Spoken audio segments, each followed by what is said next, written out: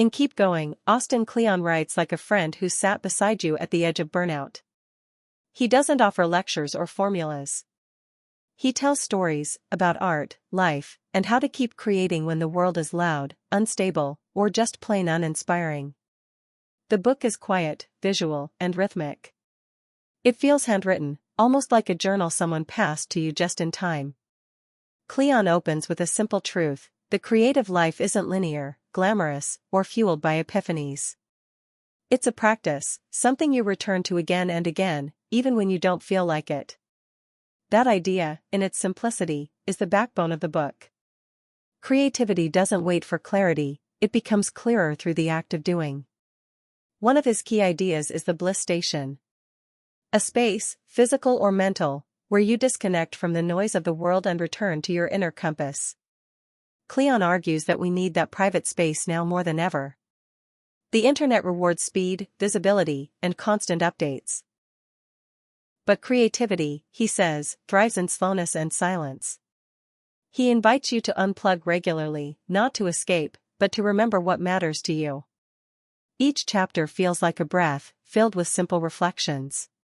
He tells stories of artists who never found recognition until much later, of routines that helped people keep moving forward in times of despair.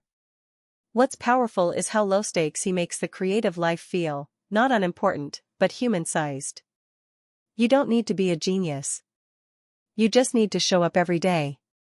There's a sense of kindness threaded through the book.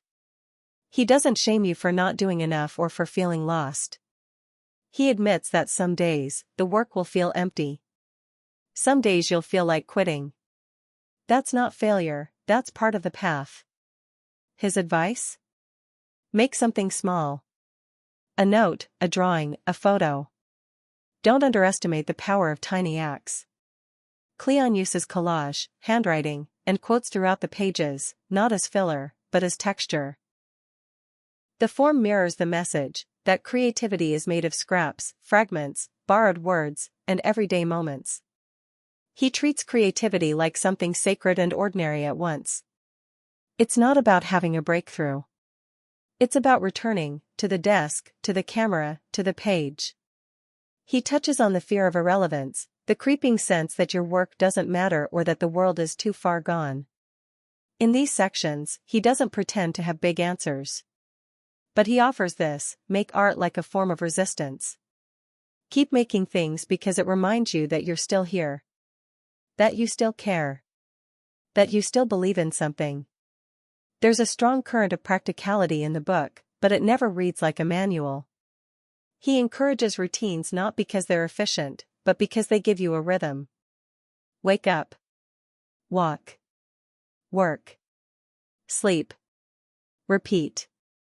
If you can't be brilliant, be consistent. If you can't finish, begin again. And again. And again. One moving part of the book is when he discusses the death of his friend and mentor. He talks about grief not as an obstacle to creativity but as part of it.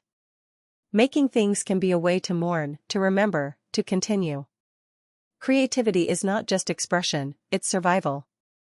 And sometimes, it's the only way forward when nothing else makes sense. Another recurring idea is that of making things you want to see in the world. Not for clicks. Not for clients. Just because you need it. He argues that when the world feels chaotic, that's when you need to create more, not less. Not because you have the solution, but because making is how we metabolize what we're feeling. Art is a kind of digestion. He also confronts the modern myth that we must always be sharing. Kleon pushes back against the cult of visibility. He encourages you to keep some things private, to protect the sacredness of unshared work. The process matters more than the applause. He reminds us that not everything needs to be turned into content. Some things are meant to be kept close. In one passage, he talks about how gardening taught him more about creativity than any art class. You plant seeds. You water them. Most days, you just wait. Sometimes something grows. Sometimes it doesn't. But you keep tending. There's deep wisdom in that metaphor. Creation is care, not conquest. The book quietly dismantles hustle culture. Instead of chasing inspiration, he says, build a life that allows it to visit you. Make time. Make space. Make habits. Let inspiration be a guest, not your employer. There's relief in that shift. It gives you permission to slow down and treat your creative life with the same care you'd give a relationship. By the end of Keep Going, you feel steadier. Not hyped up, but gently supported. You aren't promised success, but you are reminded that your voice matters, even if no one's listening yet.